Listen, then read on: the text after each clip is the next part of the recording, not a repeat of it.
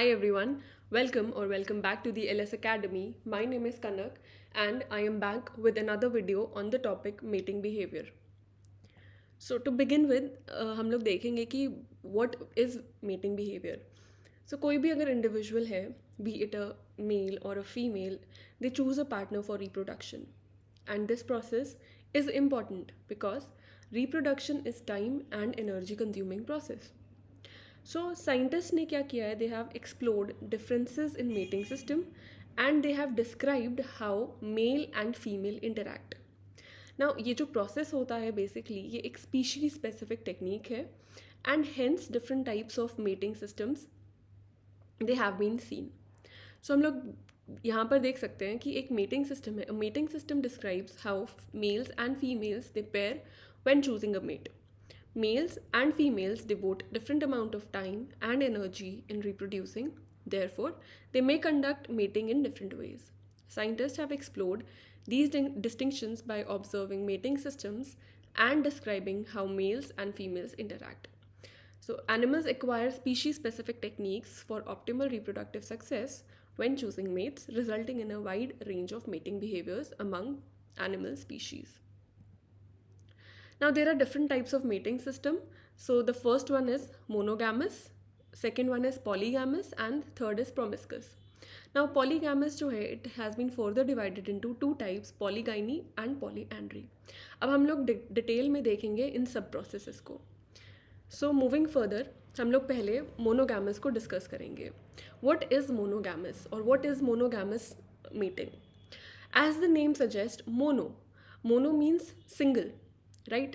सो monogamous में क्या होता है कि दो इंडिविजुअल हैं मेल एंड फीमेल, एटलीस्ट एक ब्रीडिंग सीजन के लिए या फिर उससे ज़्यादा भी हो सकता है, but at least for one breeding season वो अपना पार्टनर कभी चेंज नहीं करेंगे. So each individual mates exclusively with one partner over at least one breeding season and sometimes for longer. Examples क्या क्या हैं? It can be observed in fish, amphibians, reptiles and mammals, but it is only commonly seen in birds, some rodents and a few primate species. Now जो इसमें एक बहुत important part आता है कि पेरेंटल केयर कौन प्रोवाइड करेगा. हम लोग मेटिंग सिस्टम्स देखेंगे डिफरेंट टाइप्स के और उनमें एक बहुत इंपॉर्टेंट पॉइंट होगा कि जब भी जो भी ऑफस्प्रिंग आएगा, राइट, जो भी नेक्स्ट जेनरेशन आएगी उसकी पेरेंटल केयर कौन करेगा, मेल करेगा या फीमेल करेगी. सो मोनोगैमस में क्या होता है, दोनों ही पेरेंटल केयर प्रोवाइड करते हैं, ठीक है. और इसमें मोनोगैमस में एक और इम्पॉर्टेंट पॉइंट आता है कि जो मेल है एंड फीमेल है इनकी अपीयरेंस जो होती है वो सिमिलर होती है.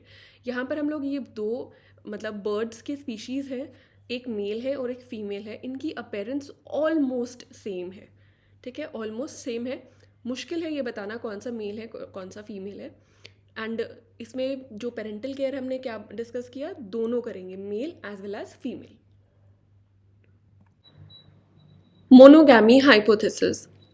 नाउ मोनोगैमी को एक्सप्लेन करने के लिए कुछ हाइपोथेसिस जो थे वो दिए गए थे और उनमें से सबसे पहला हाइपोथेसिस है मेट गार्डिंग हाइपोथेसिस. सो नाम से हम लोगों को कुछ आइडिया हो रहा है कि यहाँ पर एक इंडिविजुअल जो है वो दूसरे को गार्ड कर रहा है एंड उसका रीज़न क्या है अभी हम लोग देखेंगे. नाउ यहाँ पर बेसिकली क्या हो रहा है कि एक मेल जो है it stays with the female to safeguard her from being fertilized by other males. एक मेल जो है वो फीमेल के साथ रहेगा और उसे गार्ड करेगा सो दैट दूसरे मेल मेंबर्स जो हैं वो उस फीमेल को आके फर्टिलाइज ना कर पाएँ. Such an approach may be advantageous when receptive females are widely dispersed and difficult to locate. ये approach कब advantageous है? जब जो receptive female है, that means a female that is ready to reproduce, ठीक है, वो widely dispersed है और बहुत ही उनको मुश्किल हो रही है उन्हें ढूंढने में. Other males have no access to the guarded female during this period. और इस टाइम पर क्या होगा, जो दूसरे मेल मेंबर्स होंगे वो उस फीमेल के साथ उस फीमेल को फर्टिलाइज नहीं कर पाएंगे जो कि गार्डेड है बाय अ मेल मेंबर. इस हाइपोथेसिस को स्टडी करने के लिए एक एक्सपेरिमेंट किया गया by Nick Davis in 1992 on dunnock species. उन्होंने क्या किया, बेसिकली यहाँ पर उन्होंने हमें दो ग्राफ्स दिए हैं, ठीक है। फर्स्ट ग्राफ में क्या एक्सप्लेन किया गया है कि जो मेल मेंबर है वो अपनी फीमेल को गार्ड कर रहा है एंड अदर मेल मेंबर जो है उसके साथ रिप्रोड्यूस नहीं कर सकता।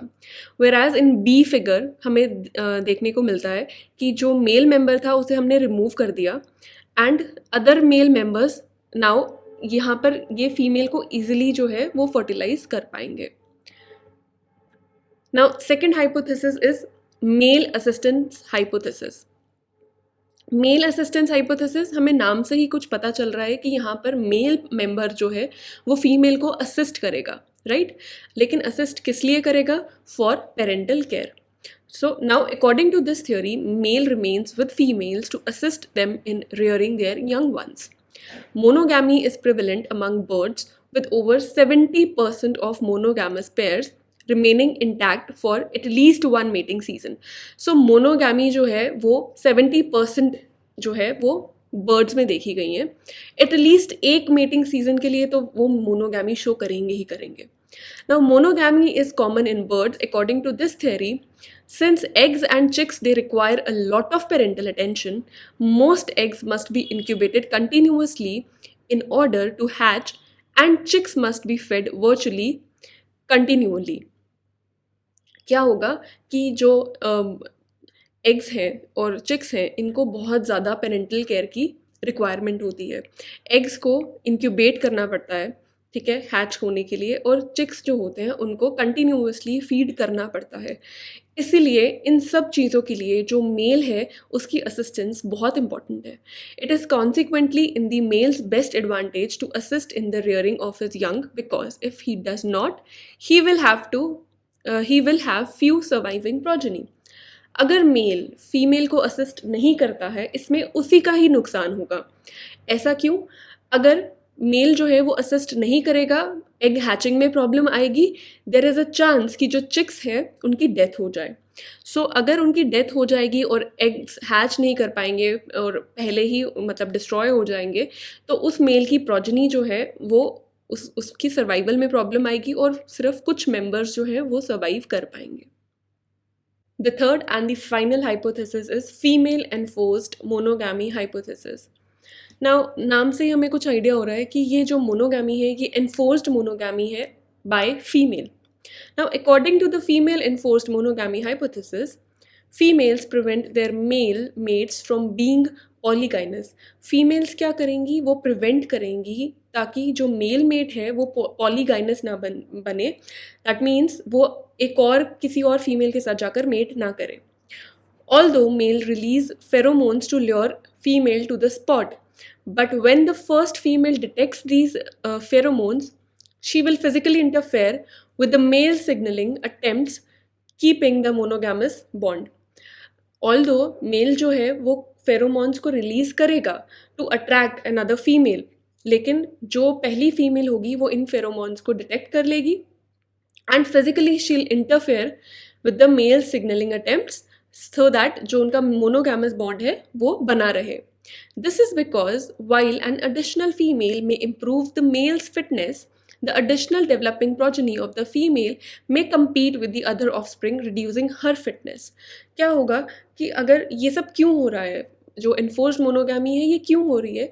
क्योंकि जो फर्स्ट फीमेल है उसका जो ऑफस्प्रिंग होगा और अगर किसी और फीमेल के साथ वो मेल जो है वो मेटिंग करता है और उसका जो ऑफस्प्रिंग होगा, देयर इज़ अ चांस उनके बीच में कॉम्पिटिशन होगा और कोई ना कोई जो ऑफस्प्रिंग है उसकी डेथ होगी ही होगी। तो वो इसी डर से कि मेरा ऑफस्प्रिंग जो है उसकी डेथ ना हो जाए, तो उस वजह से जो है ये एनफोर्स्ड मोनोगैमी हाइपोथेसिस देखा गया है। Now second type of mating is polygamous mating.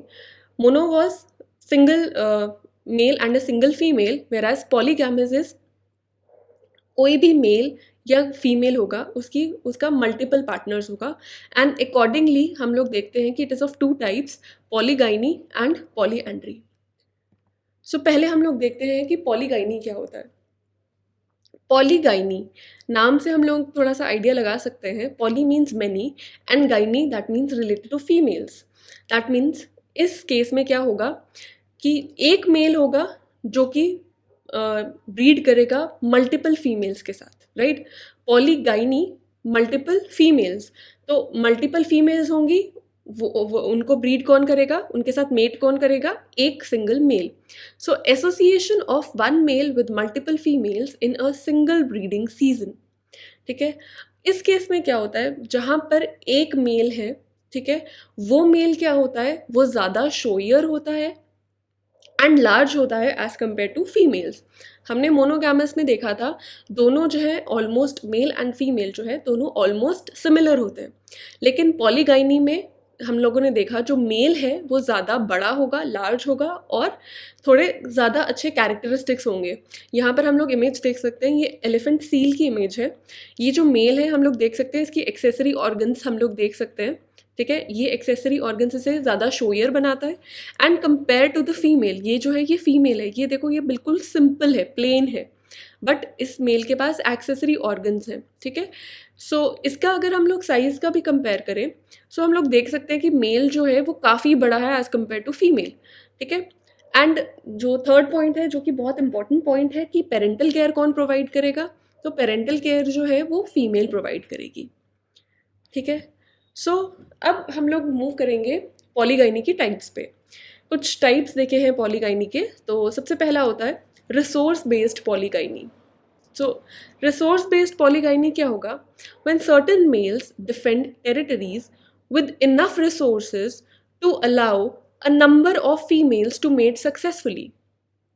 जब कुछ मेल्स हैं वो एक टेरिटरी बना लेते हैं, ठीक है, और उस टेरिटरी में इनफ रिसोर्सेज हैं सो दैट जो नंबर ऑफ फीमेल्स हैं वो सक्सेसफुली उस मेल के साथ मेट कर सके।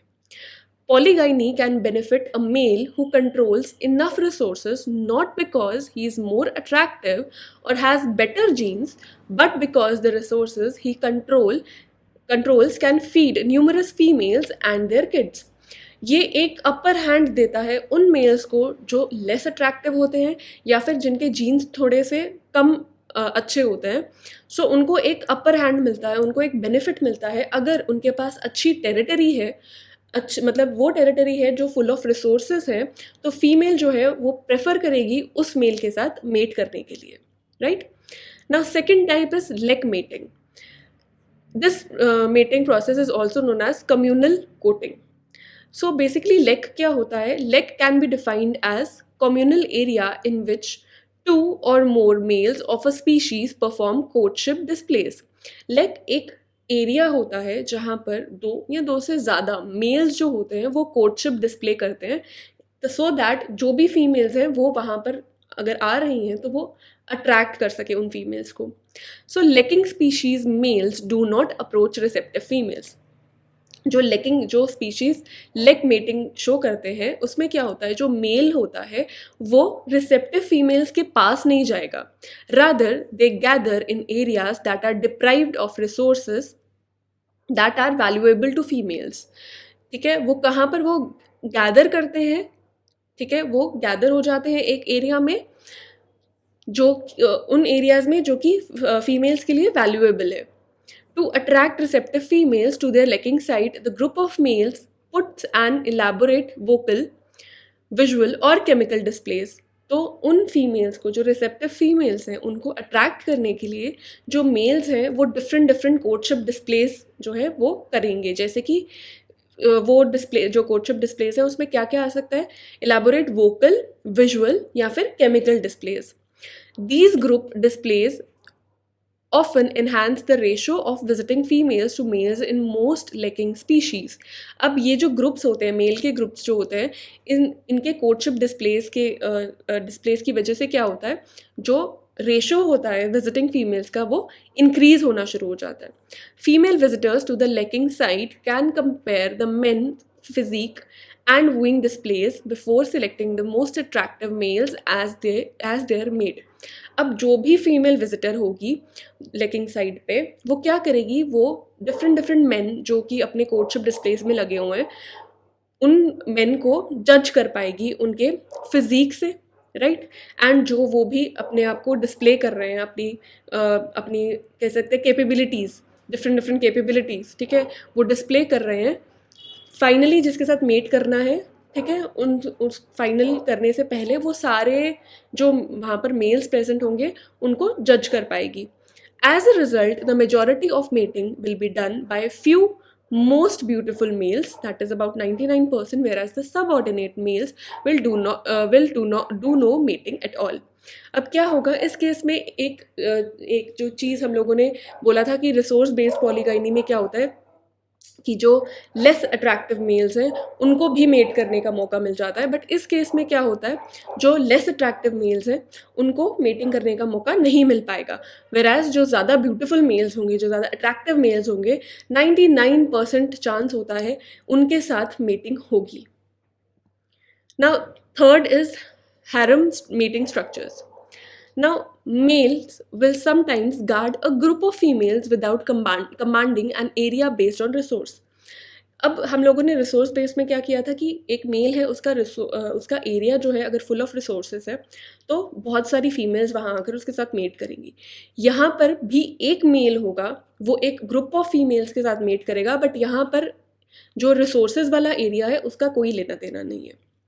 This pattern is more common in equids, that is horses and zebras, some deers, lions and seals. When females, they naturally cluster in groups or herds, possibly to prevent predation. ये किस में देखा गया है commonly? Horses, zebras, deer, lions and seals. और basically होता क्या है, जो फीमेल्स हैं वो एक ग्रुप बना लेती हैं, एक हर्ड बना लेती है, एक क्लस्टर बना लेती हैं, सो दैट वो प्रेडेशन को प्रिवेंट कर सके. और उस ग्रुप को उसको गार्ड कौन करेगा? एक male member. Males who are the largest and strongest normally command the majority of matings, but being a harem master is usually so tiring that males only manage to stay in charge for a year or two. अब सारा protection और guarding का जो process है वो सारा एक mail करता है. सो ये प्रोसेस जो होता है ये बहुत टायरिंग होता है, और फीमेल्स ऑब्वियसली बहुत ज़्यादा होती है. सो ये प्रोसेस जो है ये एक बहुत टायरिंग प्रोसेस है, बहुत एनर्जी कंज्यूमिंग प्रोसेस है. इसलिए जो मेल है जो उस टाइम पे गार्ड कर रहा है, वो हैरम का मास्टर जो है वो कुछ 1 साल या 2 साल, इससे ज़्यादा जो है वो नहीं टिक पाता. Next type is polyandry. So नाम से ही हमें थोड़ा सा आइडिया लग रहा है, poly means many and andry is related to male, right. So इस केस में क्या होगा, मेल्स जो होंगे वो ज़्यादा होंगे, ठीक है, एंड फीमेल जो है वो एक होगी. So in this case a single female mates with more than one male. And इसमें क्या इंपॉर्टेंट है, जो पेरेंटल केयर है it is provided by male. Okay. And male and the female they are dimorphic. Dimorphic मतलब इसमें भी अलग अलग दिखते हैं. दैट मीन्स इनमें फिजिकल डिफरेंसेस हम लोग ईजिली देख सकते हैं, मेल एंड फीमेल को ईजिली आइडेंटिफाई किया जा सकता है. बट इस केस में एज हम लोग देख सकते हैं कि फीमेल जो है वो सिंगल है. सो जो फीमेल्स होंगी वो ज़्यादा ऑर्नामेंटल होंगी, शोयर होंगी एंड लार्ज होंगी. इसका एग्जाम्पल है honey bees. The final type of mating is promiscuous mating. Promiscuous mating में क्या होता है, जो मेल है एंड द फीमेल है दोनों, they can have multiple partners एक सिंगल ब्रीडिंग सीजन में, right. Male as well as female they are free to have multiple partners एक सिंगल ब्रीडिंग पीरियड में. प्रोमिस्कस मेटिंग को हम लोग पॉलीगाइनेंड्री मेटिंग भी कहते हैं.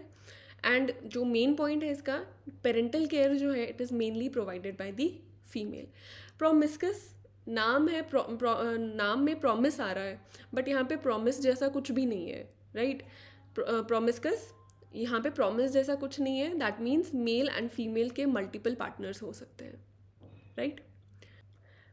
Okay, that's it for the video. I hope it will be helpful to you. If you like the video, do like and share it, and don't forget to hit the subscribe button. And you can also follow us on Instagram at Life Science Updates. Basically, we post various important notifications regarding life sciences, and the link is in the description box. Thank you so much.